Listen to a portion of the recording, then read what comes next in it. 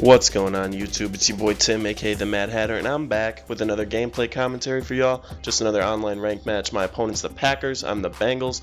Turns out to be an excellent game. Comes right down to the end. Not going to say anything now because I do not want to spoil it. So stick around to the end and you will not be sorry because it comes down to the wire. I'm really excited for this commentary though. The game's actually kind of just a backdrop even though it's a really good game.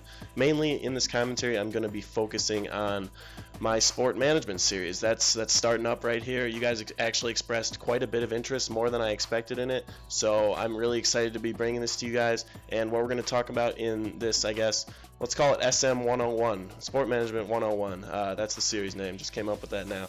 But so what we're going to talk about in this one is what makes sports a unique product from everything else you can buy in the United States. So what makes sports different as a product? So it may seem really simple, but we're going to go through a couple things here. First off, it's intangible. When you go to a sport game or watch it on TV, you don't actually get anything. I mean, when you go buy a bag of chips or batteries, you know, you can hold those in your hand, you can say, I got this for my money. But with sports, you can't do that. Any form of entertainment, you're not going to be able to do that. Also, it's experiential. What that means is that everyone who consumes the sport game, watches it on TV, goes to it, watches it in a bar, they're going to have a different experience. Someone could have an amazing time at a game because they love defensive games, whereas another person could hate a game because they want to see people score. So it's just totally experiential, depends on the person, and just totally depends on the experience.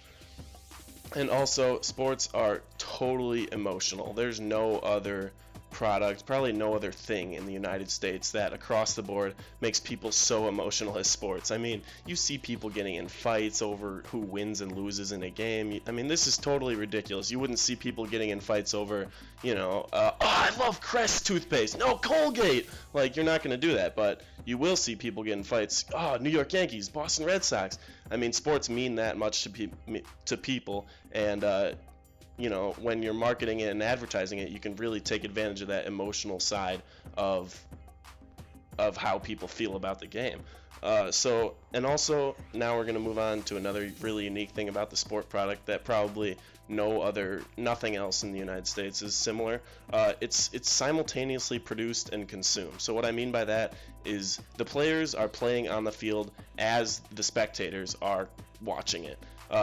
There's really no replay value to sports other than Sports Center's done a great job of that where they somehow get people to watch old games, but there's really no point in watching a sport game unless it's live, and therefore when you're watching it live, it's being produced on the field at the exact same time as it's being played being produced on the field is the same time as you're watching it. Whereas like a TV show, Breaking Bad series finale was done filming 4 months ago, but we just saw it last week.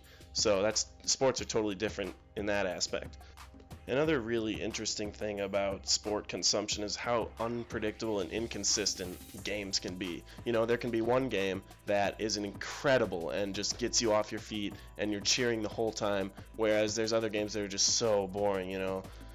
Browns in the old days, Browns Bengals, no one wants to watch that, whereas everyone's going to watch Indianapolis, New England, but you never know how the game's going to turn out. I remember one year Browns Bengals was a shootout, like 50-40, an amazing game to watch, and I'm sure there's been games where, the anticipation is huge, and then it just ends up being a dud, like the national championship last year.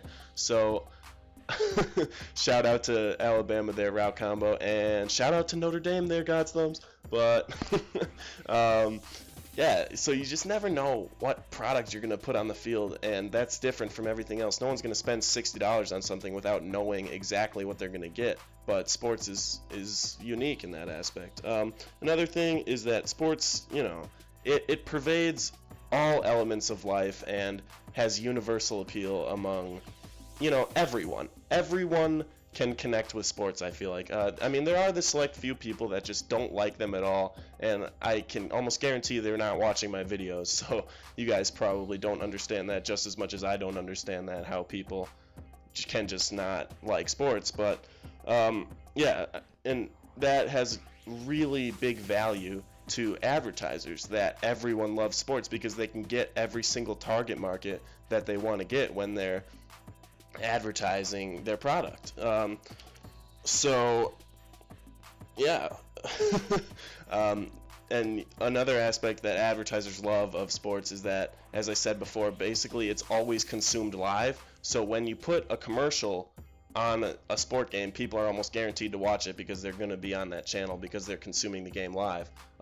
Just like, the Super Bowl has ridiculously expensive commercials, and that's because everyone watches the game live. I mean, no one's going to watch it the next day and sit there and watch the commercials. They're going to fast forward them.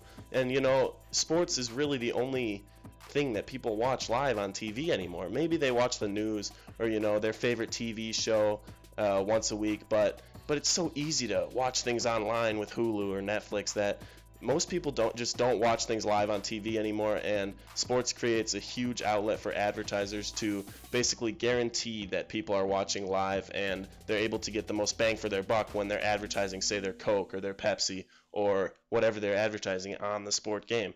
And actually, speaking of advertisers, I want to pose a question, a challenge for you guys. If you guys can tell me the 3 biggest sport sponsorship and advertising spenders in the United States, just put it down in the comments. I don't know if I'll have any type of prize or anything for that, but it might be interesting just seeing what you guys guess. I'll reveal that in the next commentary in this series. So the 3 highest spenders on sport sponsorship in the United States. Try to guess those. I'll give you a clue. They're all actually, no, I'm not going to give you a clue. I'm sorry. But right here, if you check out this in the gameplay, actually, I'm kind of getting sidetracked.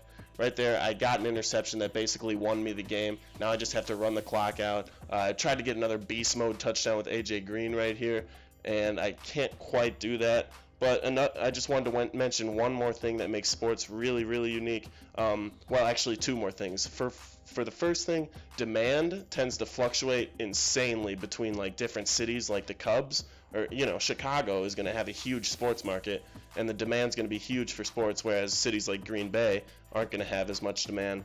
And another thing is that sport organizations both simultaneously compete and cooperate. So, they're playing against each other on the field, but they want to create the best product available so that people are interested in watching and become a fan of the league. So, the Yankees Red Sox have a huge rivalry, but they want to play a good game, put the best product on the field so people become fans of Major League Baseball and not just fans of New York Yankees or Boston Red Sox.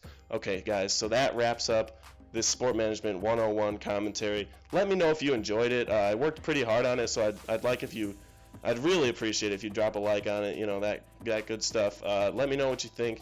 Have a good day, guys. It's your boy, the Mad Hatter, and I'm out.